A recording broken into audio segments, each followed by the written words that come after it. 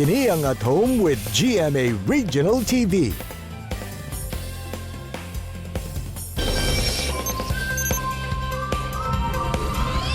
Mga kapuso, atong makauban karong buntaga ang usa ka kanhi OFW sa Saudi Arabia nga nagnegosyo na dinhi sa Davao City sa pagluto ug pagbaligya og Arabian dishes.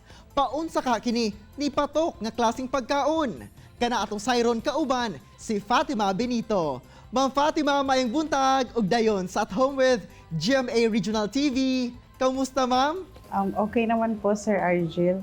Ma'am, unang-una, paano po ba kayo natutong magluto ng Arabian food?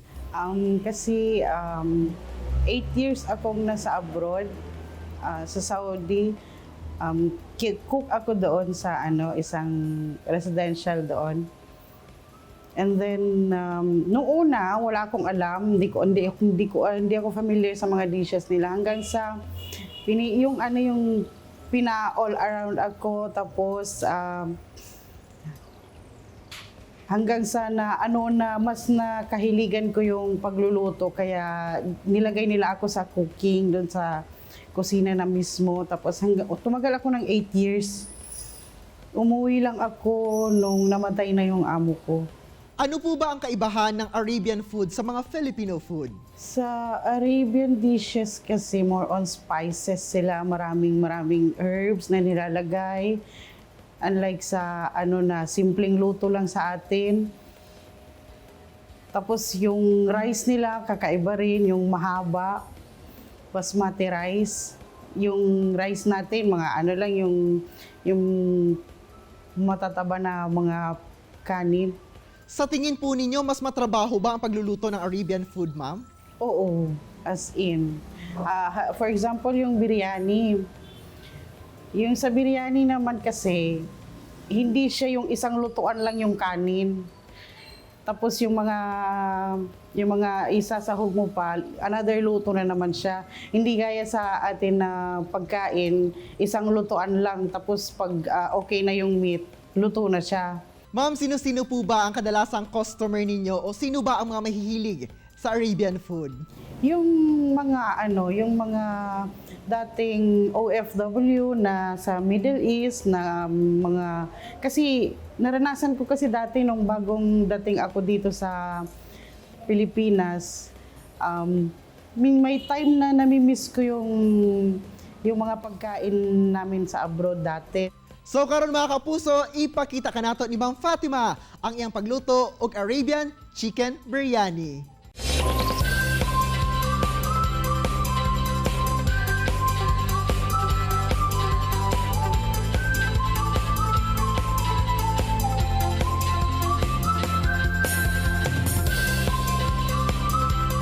Hello mga kapuso, ngayon magluluto po tayo ng chicken biryani.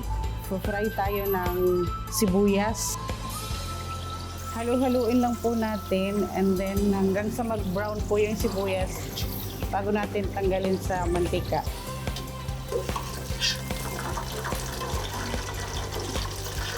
Ngayon natanggal na natin yung ating sibuyas. Lalagay naman natin yung ating manok.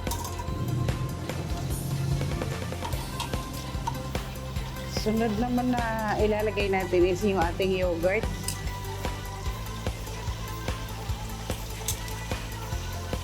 Ngayon naman, ilalagay natin yung ating turmeric.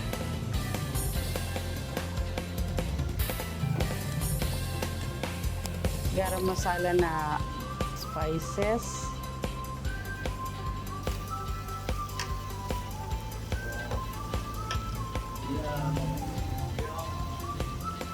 Lalagyan muna natin ng konting tubig. Takpan muna natin habang ginagawa natin yung ating rice para sa basmati, para sa biryani. Ngayon naman magluluto tayo ng rice. Mag-iinit tayo ng tubig.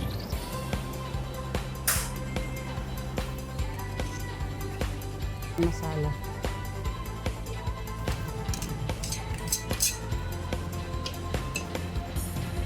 Yung ating fresh mint leaves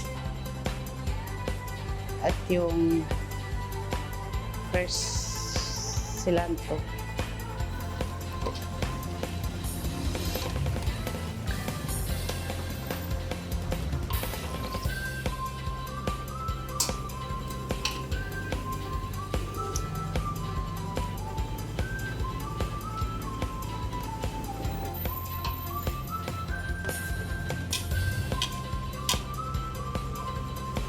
Ilalagay natin siya sa oven hanggang sa medyo maging roasted siya. Kumukulo na yung ating mainit na tubig. Ngayon ilalagay na natin yung ating rice, basmati rice, 3 cups.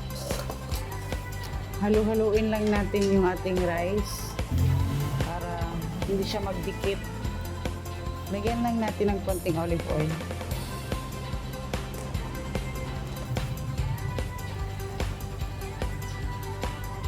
Dito na lang natin siya i-direct sa pinaglutuan natin ng manok. G. And i-check natin yung ating manok. Habang hinihintay nating maluto yung ating rice at yung chicken, gawa muna tayo ng salad. Green chili.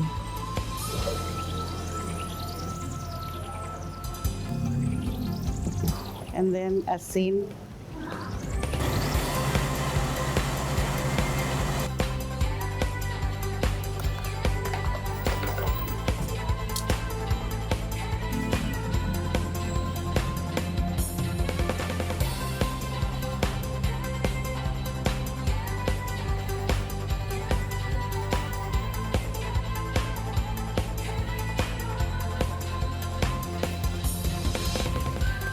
Mga kapuso, ito na po yung finished product ng ating chicken biryani.